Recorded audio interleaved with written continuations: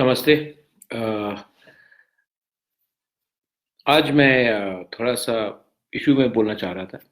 अ, सबसे पहले citizenship amendment bill अगले 2-3 दिन के अंदर पार्लियामेंट में आने वाला है।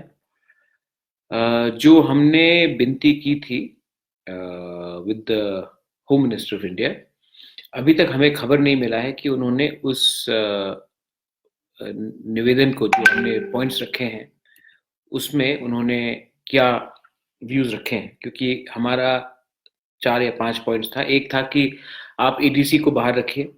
दूसरा था कि आप ये सीएबी का जो बिल है वो एडीसी को बाहर रखने के बाद भी। और एक पॉइंट था कि हम हमारा जो असेंबली में सीट्स है उसको थोड़ा ज़्यादा करें। मैंने कहा था कि लैंड लॉस को हमारे ईडीसी एरिया में, जो आज के दिन लैंड लॉस नहीं है हमारे पास, वो ईडीसी को आप डायरेक्ट पावर करके लैंड लॉस दीजिए। हमने कहा था रियांक्स को रखने के लिए, वो तो उन्होंने मान लिया है, लेकिन उनको पार्लियामेंट में ये बात बोलना पड़ेगा हमारे रियांक रीसेटलमेंट के बारे। हमने फॉरेस्ट बिल के बारे कहा था। हमने कहा था कि ये जो बाउंड्री है बिटवीन त्रिपुरा एंड बांग्लादेश, उसको पूरा सील किया जाए जल्द से जल्द। मतलब कि एक टाइमलाइन के अंदर एक कमेटी बनाया जाए जहां में हम अपना पॉइंट ऑफ व्यू रख सके, regularly under ministry of home affairs. तो अभी तक कुछ खबर नहीं मिला है। मुझे मीडिया से न्यूज़ आ रहा है कि ये हो रहा है, ये हो रहा है, लेकिन अभी तक हमें कुछ खबर नहीं मिला है। तो हम सब चिंतित है, क्योंकि अगर सीएबी ऐसे तरीके से पास किया गया तो हमें बहुत प्रॉब्लम होगा एंड हम इसका विरोध करेंगे। दूसरा बात है कि मुझे एक एसएमएस आया फ्रॉम पितौर एक्चुअली। तो मुझे लगा कि मैं उसका भी क्लैरिफिकेशन दे दूं। पहला बात है, त्रिपुरा में हमारे लोग बहुत कम समझते। पितौर, दिस इज फॉर यू, मैं आपको क्लैरिफाई करना चाहता हूं।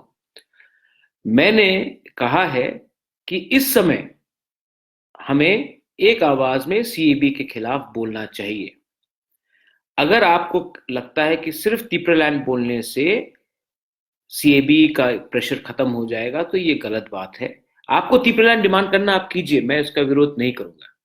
मैं विरोध नहीं करना चाहता हूं, ये आपका कॉन्स्टिट्यूशनल राइट है, आप कीजिए। मैं सिर्फ ये कह रहा हूं कि सिर्फ तिपरलैंड बोलने से सीएबी का प्रॉब्लम खत्म नहीं होगा। क्योंकि सीएबी मिजोरम में 199% तो मिजोज ही है, मैक्सिमम है। नागालैंड में नागाज है, मेघालय में खासीज, गारोज एंड जैंतियास मैक्सिमम है, अरुणाचल में अरुणाचलीज मैक्सिमम है। तब भी वो स्टेट क्यों चिल्ला रहे हैं सीएबी के खिलाफ? मणिपुर में मैते, कुकीज एंड नागाज है, क्यों चिल्ला रहे हैं?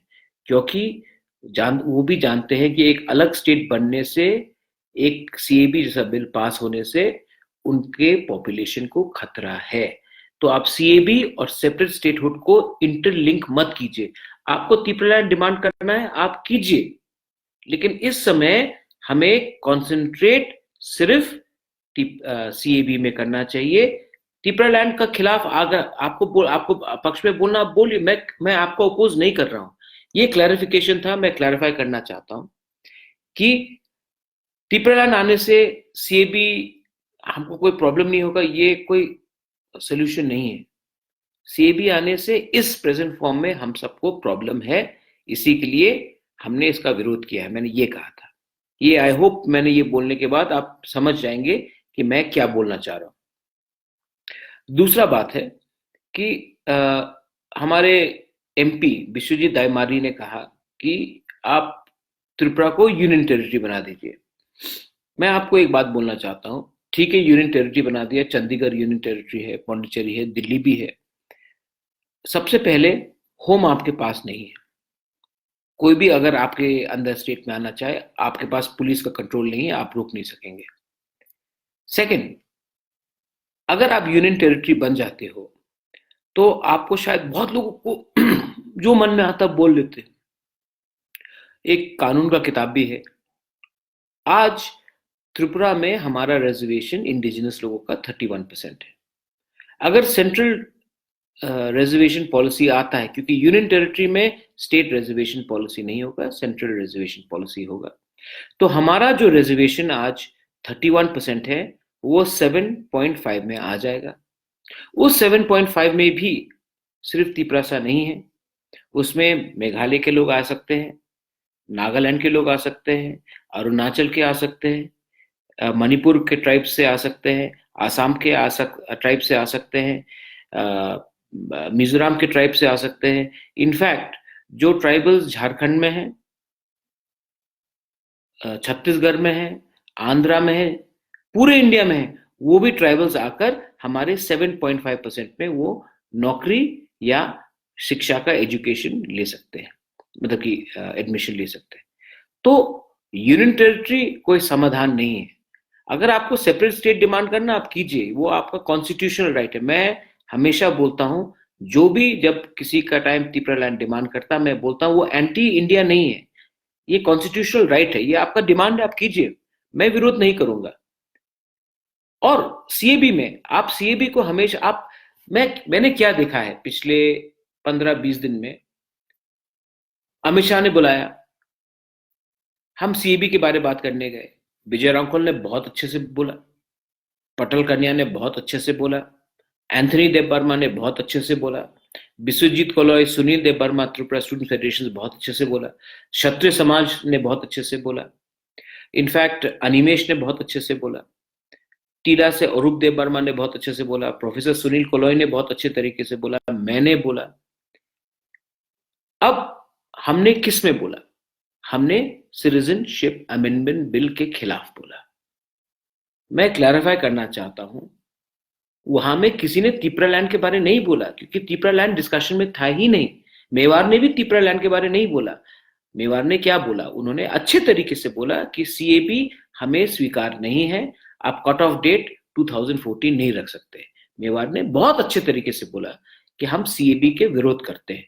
उसने तिपरा लैंड के बारे में बात नहीं किया। आप ये मुझसे नहीं, सबसे पूछ सकते हैं, क्योंकि इशू ही वहां में सिटीजनशिप अमेंडमेंट बिल था। तो आप इसको कंफ्यूज मत कीजिए। दूसरा बात है, मैंने क्लियरली कहा है कि जो भी आंदोलन आपको करना है आप कीजिए, ये डेमोक्रेसी है, आपका कोई विरोध नहीं कर सकता, लेकिन वायलेंस मत लाइए।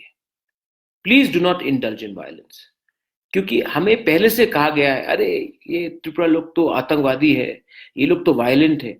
हमें किसी को मौका नहीं देना चाहिए कि कोई हमें कल आरोप दे कि हम लोग वायलेंट हैं। ये बहुत इंपॉर्टेंट पॉइंट है, आप हमेशा सोच के रखिए कि ये बात हमें मन में रखना चाहिए।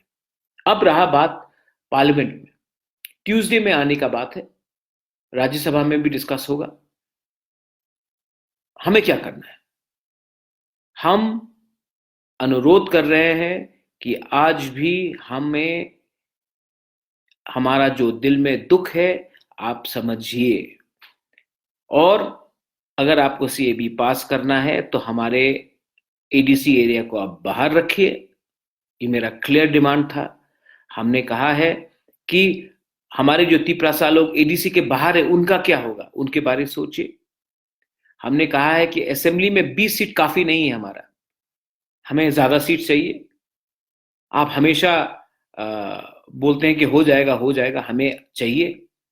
हमने कहा है कि एडीसी में जो लैंड है, टीटी एडीसी में, वो लैंड को हम इंडिजिनस लोग से नॉन इंडिजिनस को ट्रांसफर नहीं कर सकते। गवर्नमेंट भी ये लैंड को ट्रांसफर तिपरासा के हाथ से नॉन तिपरासा के हाथ में नहीं कर सकते। ये बहुत क्लियर बात है। और बॉर्डर, हम लोग बोलते हैं कि अब बॉर्डर खुला है, बॉर्डर से ड्रग्स आ रहा है, बॉर्डर से लोग रोज आ रहे हैं, बिजनेस करते हैं, वापस चले जाते हैं। तो ये बॉर्डर को आप कब सील करोगे?